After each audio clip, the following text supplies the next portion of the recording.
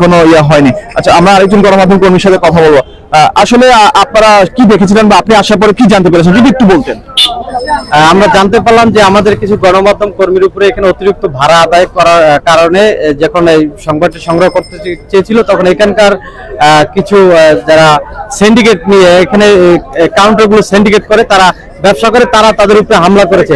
আসার সাথে আমি এখানকার এসি সাহেবের সাথে ফোনে কথা বলেছি, তিনি বলছে আইনগত ব্যবস্থা গ্রহণ করবেন। এরপর দেখছি মালিক সমিতি এখানে উপস্থিত হয়েছেন।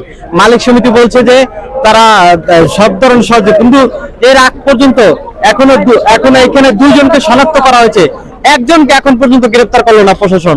কেনই গ্রেফতার করলো না? তাহলে কি তারা এই প্রশাসনের সামনে এই আশপাশে এত নিরাপত্তা থাকা অবস্থা আমাদের গণমাধ্যম কর্মীর উপরে হামলা হলো, এবং এখানে একজনকে শনাক্ত করার পরও পুলিশ সামনে থাকা অবস্থা আমাদের গণমাধ্যম কর্মীর উপরে হামলা করার পরেও সেই ব্যক্তিকে আবার ছেড়ে দেওয়া হলো, এবং পুলিশ বলছে আপনারা তাদের সাথে আপোষ করেন।